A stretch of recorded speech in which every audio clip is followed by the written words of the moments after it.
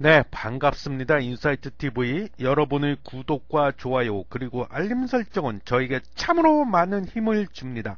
자, 이번 시간에는 우크라이나 사태 얘기를 좀 해볼까 합니다. 요즘엔 뉴스 틀었다 하면 우크라이나 얘기밖에 안 나오는 것 같아요. 자, 여러분이 궁금해하실 첫 번째 카테고리. 자, 푸틴은 러시아의 대통령이죠. 푸틴은 도대체 why 저렇게도 우크라이나를 못 잡아먹어서 안달일까요? 왜 이렇게 괴롭히고 못 살게 굴까? 자, 그 이유 좀 알아보겠습니다. 일단은 푸틴이 말하는 표면적인 이유, 즉 명분은 다음과 같습니다. 어저께 저랑 통화를 했거든요. 국제전화요금 무진장 많이 나왔습니다. 자, 그 명분 이유는요. 우크라이나가 자꾸 나토에 가입을 하려고 한다. 우리는 반대하고 있는데 그게 명분이라는 거예요. 자, 이게 왜? 자, 우크라이나가 나토에 가입을 하게 되면은 당연히 나토 군이 우크라이나에 상주를 할 것이고, 더 나아가서는 미사일을 우크라이나에다 떡하니 갖다 놓을 것이다. 이렇게 생각하는 거예요, 푸틴은.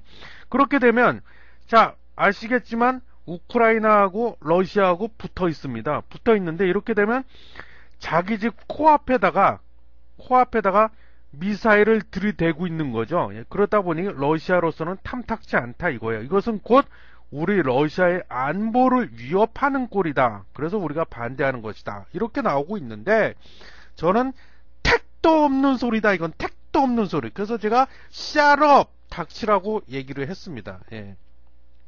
이건 한마디로 멍멍이 멍멍이 소리다. 왜 그러냐면요. 이게 실제 이 세계에서 가장 많은 핵무기를 보유하고 있는 나라가 어딘지 혹시 아십니까, 여러분? 미국이라고 많이 생각들 하시는데 아닙니다. 러시아입니다. 러시아. 지금 이건 추정치인데 약 6,257기 정도를 보유하고 있는 걸로 추정을 하고 있고요. 미국이 2등이요, 2등. 5,600기 정도 갖고 있는 걸로 추정을 하고 있습니다. 그리고 재래식 무기만 놓고 보면 이 군사력이 세계 2위인데 어디가? 러시아가. 이러한 러시아가 안보 불안을 느낀다? 우크라이나가 나토에 가입을 하면 우리는 무사와 이게 말이 된다고 생각하나요, 여러분? 제가 보기에 이거는 참 어불성설에 불과하다. 그래서 이건 멍멍이 소리에 불과하다. 그러면 자, 푸틴은 왜 저렇게 기를 쓰고 우크라이나에 집착을 하는가? 진짜 속내가 뭐냐 이거죠. 속내가. 그거는 자, 한마디로 정리를 하면은요. 우크라이나를 속국으로 만드는 겁니다. 속국으로 만들어 버려 갖고 동유럽과 중앙아시아를 아우르는 구소련, 그런 소련 지역의 패권을 복원하고요. 되살린다고요. 그리고 요것을 기반으로 해서 궁극적으로는 과거 구소련의 버금가는 초 강대국, 즉 슈퍼 파워가 되겠다는 야욕이 있기 때문이다. 이게 진짜 속내다. 그래서 이렇게 하려면은요, 이 우크라이나가 굉장히 러시아에게 있어서는 지정학적으로 매우 중요한 나라입니다. 그렇기 때문에 우크라이나를 저렇게 괴롭히고 있는 것이다. 이게 진짜 속내다. 그래서 자, 여기서 잠깐 이 푸틴이라는 사람에 대해서 짧게 좀 알아보겠습니다. 이 푸틴이 2000년도에 첫 집권을 했는데요. 그때부터 이 사람은 대놓고 얘기를 해왔습니다. 강한 러시아를 만들겠다. 강한 러시아. 입만 열면 강한 러시아. 그래서 뻑하면 우통을 까잖아요. 무슨 바바리맨도 아닌데 맨날 우통 까고 총질하고 있는 모습, 뭐 말 타고 있는 모습, 이런 거 일부러 막 흘리잖아요. 언론에다가, 외신에다가. 그리고 실제로도요, 이 사람 집무실에다가요, 제정 러시아 황제, 너무 유명하죠? 아시죠? 피오트르 대제의 초상화를 떡하니 걸어두기도 했습니다. 지금도 걸어두고 있는지는 모르겠는데 아마 역시 걸어두고 있겠죠. 이게 다 뭘 의미하겠어요. 그러니까 이 사람은 제가 보기에 뭐 일각에서는 소련몽이다 이렇게 표현을 하는데 과거 그 구소련 거기에 대한 굉장한 향수, 그리움이 있는 것 같아요. 그래서 실제로도 이 사람이 그 KGB 출신이잖아요. 그래서 91년도에 소련이 해체되고 붕괴됐을 때 엄청난 충격을 받았다고 하더라고요. 그래서 좀 더 보면 이 구소련의 비밀 정보기관 유명하죠. KGB 출신이고요. 10년 동안에 동독에서 KGB 요원으로 암약을 한 적이 있습니다. 그리고 그동안에 이 3번이나 전쟁을 벌였습니다. 푸틴이. 무슨 전쟁 광도 아니고 아주 상습적이야, 상습적. 1차는 언제냐면요. 1999년도에 체첸 공화국을 공격을 해갖고요. 항복을 받아낸 적도 있고, 2차는 언제냐? 2008년도에 조지아를 침공을 했습니다. 이때도 침공하는데 명분 구실이 뭐였냐? 조지아가 나토에 가입을 하려고 한다. 그래서 그걸 막기 위해서 조지아를 침공을 했다. 3차는요, 2014년도에 우크라이나의 크림반도를 강제로 병합한 사건이 있었습니다. 예. 그래서 푸틴이 좀 이런 사람이다. 그래서 우리가 이런 걸 종합적으로 봤을 때 왜 이제 이 러시아 푸틴이 우크라이나에 전쟁도 불사하겠다고 하면서 왜 저렇게 집착을 하는지 이유를 좀 알 것 같지 않습니까, 여러분?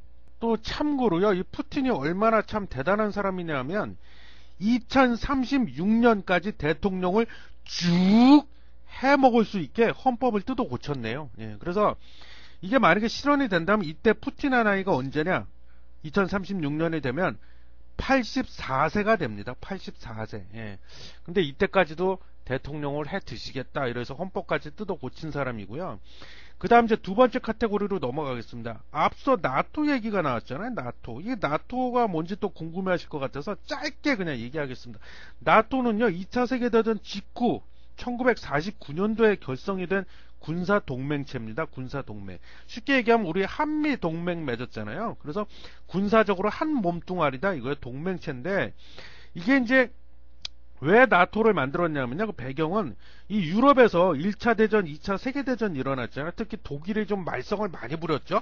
독일이 뭐 폴란드도 침공하고 막 이랬는데, 그래서 1차 세계대전, 2차 세계대전 이 두 번이나 세계전쟁을 겪고 나니까 이제 다시는 유럽에서 전쟁이 다시는 일어나지 못하게 하려고 미국이 만든 거예요. 미국이 만들어갖고 이제 유럽의 그 여러 나라들이 있지 않습니까? 국가들을 하나의 군사 동맹체로 묶어버린 겁니다. 예, 그래서 니들은 이제 형제다. 그러니까 싸우지 마. 이렇게 된 거예요. 그래서 미국이 주도한다고 보시면 되고, 처음에는 이제 12개 나라로 시작을 했는데 지금 현재 좀 많이 늘어나갔고요. 약 30여 개 국가가 지금 현재 나토에 가입이 되어 있구나. 이렇게 보시면 됩니다. 자, 그럼 이제 세 번째 카테고리. 이 푸틴이요. 아까 그 푸틴이 내세운 명분이 뭐라고 그랬어요? 아, 우크라이나 얘네가 자꾸 나토에 가입을 하려고 한다. 그래서 우리가 반대하는 거다. 이렇게 내세웠다고 했는데 명분을 푸틴이요. 개인적으로 나토에 대해서 굉장히 안 좋은 감정을 갖고 있습니다. 심지어 푸틴은요.